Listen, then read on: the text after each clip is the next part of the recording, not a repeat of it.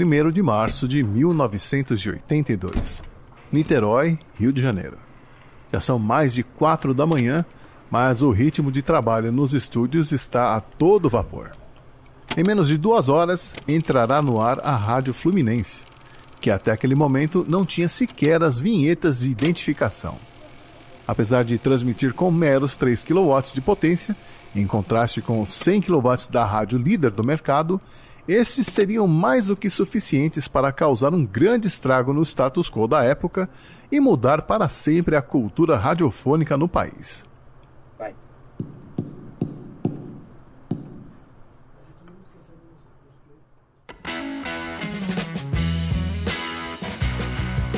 Eu sou o Xi e este é o Pelo Retrovisor, o podcast que faz o passado presente para você.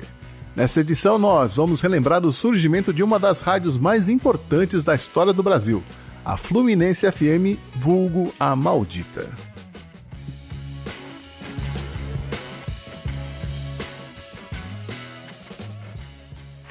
Pelo Retrovisor, o passado presente para você.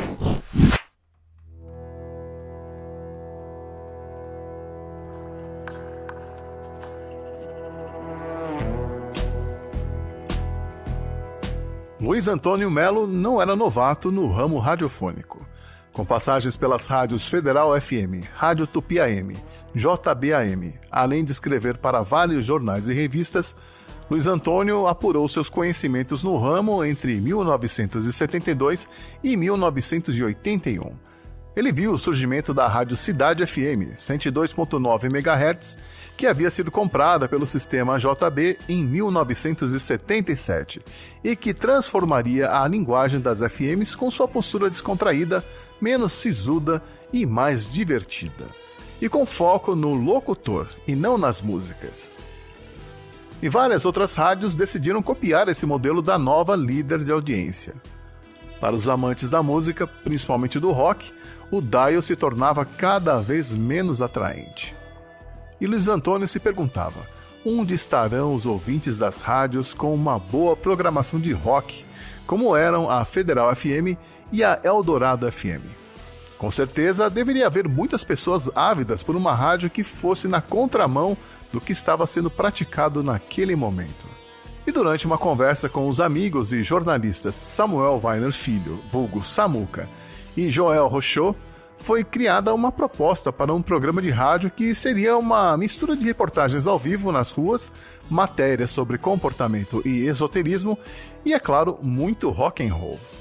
Com essa ideia na cabeça e dados estatísticos para basear sua proposta, Luiz procurou o superintendente do Grupo Fluminense de Comunicação, responsável pela radiodifusora Fluminense FM, que havia recentemente instalado um transmissor com boa potência. O tal superintendente, no entanto, leigo no assunto, queria uma rádio voltada para os casais apaixonados. Mas ele sugeriu que Luiz e Samuca usassem os estúdios da própria rádio para gravar um programa piloto com a proposta deles, que seria analisada mais tarde pelo futuro diretor, que havia sido contratado da Rádio Tupi FM. Com a ajuda do operador de mesa Paulinho Oliveira, os dois gravaram um piloto de 2 horas do programa Rock Alive, tarefa que lhes tomou 24 horas de esforço e capricho. Mas o resultado não agradou o novo diretor, que simplesmente achou tudo aquilo uma grande merda. Mas o que poderia ser o fim do sonho de Luiz Antônio acabou se tornando a realização de um sonho ainda maior. 3 dias após a fracassada reunião, os dois foram chamados de volta para o prédio do Grupo Fluminense, ali em frente à rodoviária de Niterói. A proposta que lhes foi feita era surpreendente e irrecusável: assumir a direção geral da Rádio Fluminense FM com carta branca para fazer o que quisessem. Parecia bom demais para ser verdade, mas não foi difícil aceitar a proposta, mesmo sabendo que isso significaria que os dois teriam que abandonar os trabalhos na Rádio JB e no Jornal do Brasil, pois tomar conta de uma rádio exigiria dedicação total.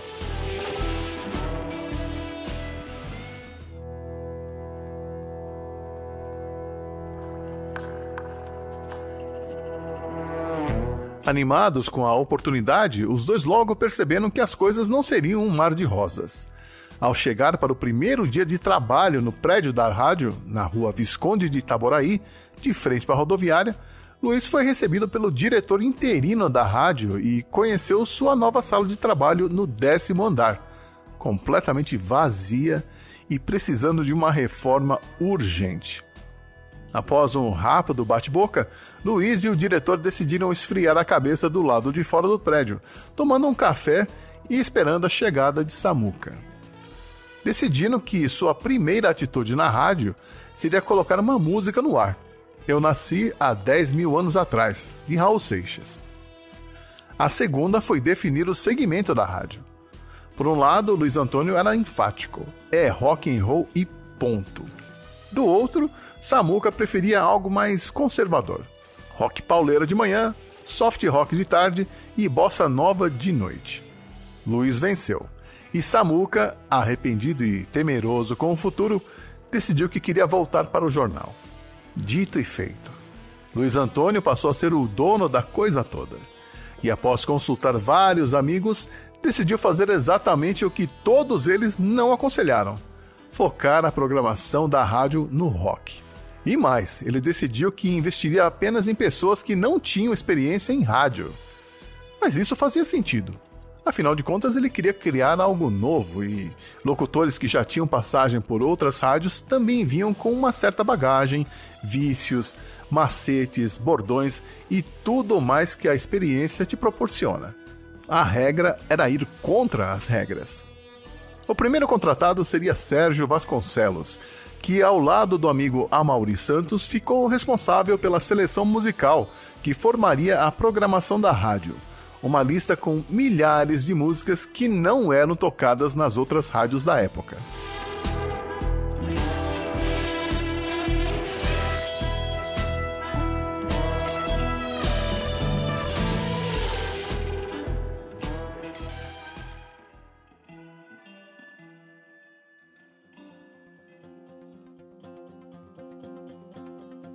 Para solucionar os problemas técnicos que a antiga Fluminense FM tinha, havia um time de primeira: Gilson Monteiro, Luiz Marques e Ismael Inácio. E não vamos esquecer da equipe de redatores, jovens recém-formados que tinham que estar antenados não apenas com o que estava acontecendo na música, mas também na cultura pop, na política e nos esportes. Mas havia duas equipes cruciais que ainda não existiam: a comercial e a de locução. Partiu do consultor do Grupo Fluminense na época, João Luiz Faria Neto, a ideia de se formar uma equipe de locução apenas com vozes femininas. Luiz Antônio adorou a ideia, mas havia um problema: não havia muitas opções de locutoras de rádio. A solução? Um anúncio na edição dominical do Jornal do Brasil dizendo: FM admite locutora sem experiência e com excelente pronúncia em inglês. Tratar na rua Visconde de Itaboraí, 184. Era uma oportunidade de emprego única e centenas de mulheres apareceram para fazer os testes na segunda-feira seguinte, com os mais diversos currículos. Tinha locutoras de aeroporto, médicas, modelos, enfermeiras, massagistas e estudantes, entre outros. O mês de novembro de 1981 foi gasto nesse processo seletivo, de onde apenas 4 seriam aprovadas. Elas se juntariam a 2 locutoras que já haviam sido contratadas: Liliane Yusin, repórter na Tupi AM, e Mônica Cristina, recém-demitida da própria Fluminense AM e que assumiria o nome artístico de Mônica Venerabile. Se juntaram a elas Selma Vieira, Selma Boiron, Edna Maio e Cristina Carvalho. Após um longo curso intensivo para aprender a operar o equipamento e se acostumar com a locução na linguagem e estilo esperados, o time estava pronto para entrar em campo. Mas antes era preciso tirar o time anterior, e isso aconteceu de forma tranquila no geral, com todos os profissionais sendo encaminhados para outros empregos. A transição da programação também foi tranquila, iniciando-se com a inserção de longos blocos voltados ao rock e uma vinheta que dizia: "Estamos mudando o som da Fluminense. Disque para 2253-1580 e dê a sua opinião. E essa programação incoerente, misturando Nelson Ned com Led Zeppelin, prosseguiu, assim como todos os preparativos para a estreia.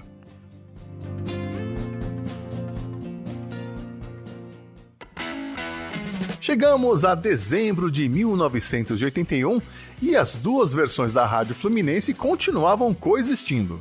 A velha, com sua programação de costume, e a nova, que surgia das entranhas da velha, tal qual uma versão do Dr. Jekyll e Mr. Hyde, e que a cada semana conquistava mais ouvintes. Pequenas decisões aqui e ali surgiram e foram definindo a cara que a rádio teria. Blocos de 15 minutos, interrompidos de forma rápida pelas locutoras, que fariam o estilo sóbria, informal e sem gírias, procurando não falar em cima das músicas, ou seja, sem cortar o começo e o final das faixas. A rádio não se curvaria à prática do jabá ou jabaculê, não aceitando propinas de gravadoras para tocar determinadas músicas. Até mesmo porque a rádio não tocaria as chamadas músicas de trabalho, preferindo selecionar faixas que não tocavam em outras rádios. E foram mais além. Se a música começasse a tocar nas outras rádios, eles a tirariam da programação da Fluminense.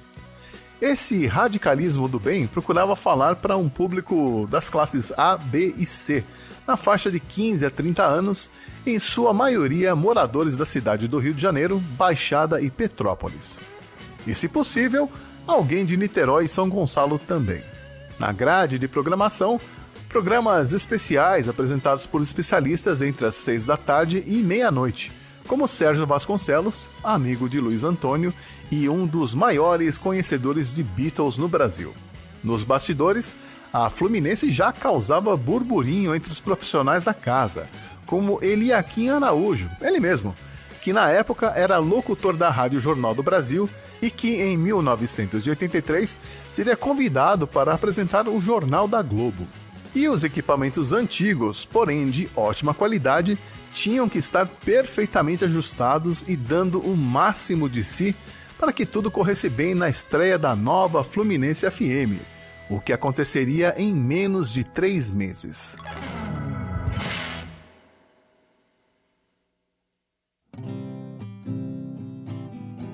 A rádio havia conseguido um reforço de peso, Carlos Lacombe, que assumiria a gerência de promoções.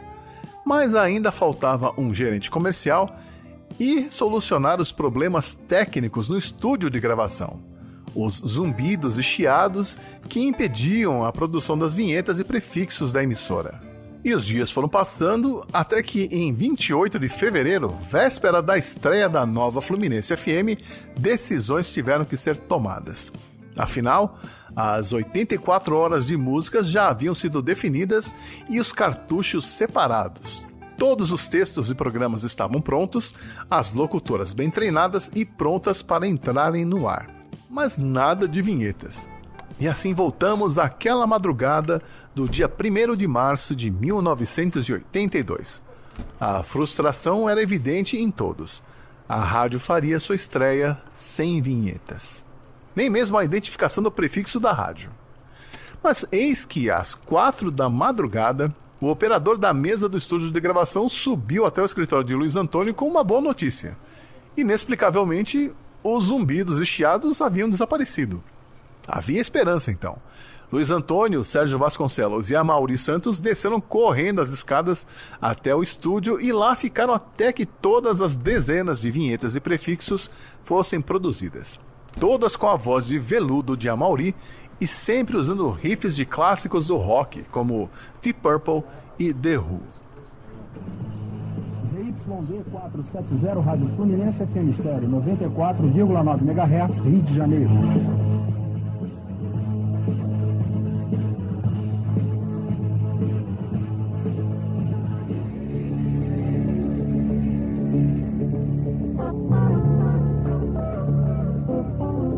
ZYD 470 Rádio Fluminense FM Estéreo 94,9 MHz, Rio de Janeiro.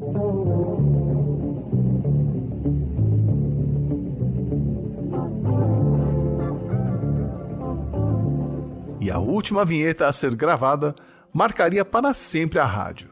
Aquela com a voz dos 3 amigos desabafando em um tom de euforia e alívio nos microfones. Fluminense FM, maldita! Faltando 5 minutos para o início da transmissão inaugural da nova fase da Fluminense FM, as vinhetas chegaram até o estúdio principal, onde a locutora Selma Boiron já aguardava em concentração há 1 hora. Por mais que ela estivesse treinada e pronta para a tarefa, abrir o microfone e falar para milhares de pessoas pela primeira vez sempre dá um frio na barriga. Mas antes, havia o discurso gravado de Luiz Antônio, explicando o que seria a nova Fluminense FM, transmitindo em 94.9 MHz.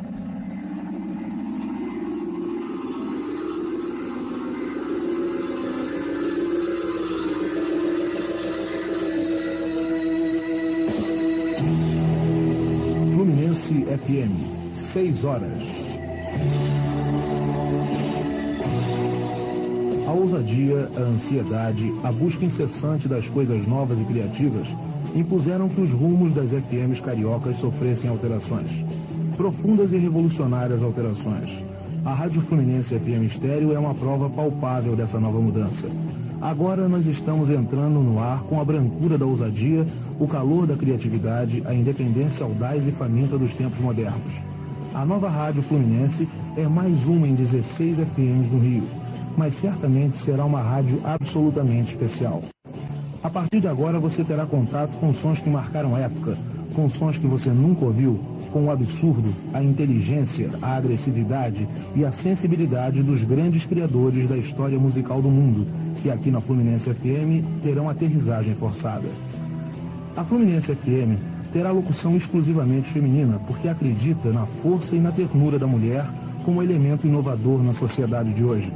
Nós da Fluminense esperamos que você possa não apenas ouvir, mas sentir fundo a nova Rádio Fluminense FM Estéreo, livre, ousada, criativa e independente. Nós estamos desde já abertos a seu informe e a sua crítica pelo telefone 238-7769. A Rádio Fluminense FM Estéreo opera em 94,9 MHz com transmissores no Sumaré com 3 kW de potência. Queremos fazer um agradecimento especial ao jornalista Samuel Weiner Filho, que conosco gerou esse projeto. Agradecemos também a Maria Lúcia Guimarães e a Eliakim Araújo pelas manifestações de carinho, fé, incentivo e apoio.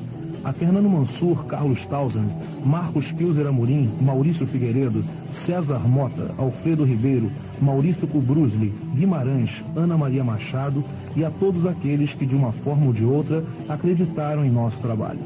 Muito obrigado. Com você, Selma Boiron. A música escolhida para abrir a programação foi The Kids Are Alright, do The Who, a banda favorita de Luiz Antônio e escolhida por Sérgio Vasconcelos. Estava inaugurada a rádio que mudaria os rumos da música jovem no Brasil dos anos 80. Nos anos que se seguiram, graças à Rádio Fluminense, o som de bandas desconhecidas naquele momento, como Paralamas do Sucesso, Legião Urbana, Kid de Abelha e Biquíni Cavadão, se popularizou entre os jovens, mesmo antes desses grupos serem contratados por gravadoras. Ter uma demo tocada na Fluminense FM era visto como um selo de qualidade, e a rádio se tornou a porta de entrada para o rock brasileiro entre 1982 e 1984, abrindo caminho para que as bandas conseguissem contratos com gravadoras e ganhassem as emissoras de rádio pelo Brasil afora. Infelizmente, em 1985, a Fluminense começou a seguir as tendências e os hits do momento, ditados pela indústria fonográfica, e mudou um pouco a sua programação revolucionária. Em 1990, a programação incluía artistas pop como Paula Abdul e Technotronic. O fim já anunciado aconteceu de vez em agosto de 1994, quando o grupo Jovem Pan comprou a rádio. Em 30 de setembro de 1994, à meia-noite, a música The End, do The Doors, fechou definitivamente a história da maldita.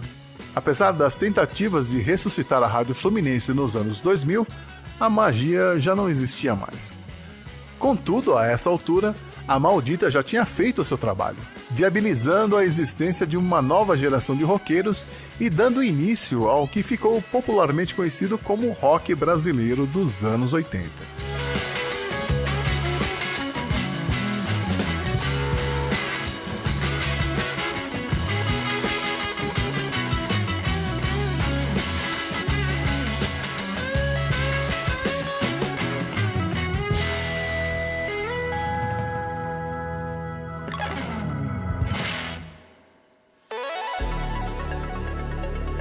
Pelo Retrovisor é uma produção do 80 Watts. Confira toda a família de podcasts sobre o som e a cultura dos anos 80 em 80watts.com.br ou no seu agregador favorito.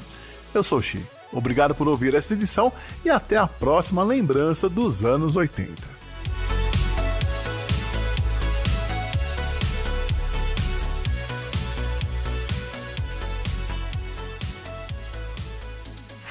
Pelo Retrovisor, o passado presente para você.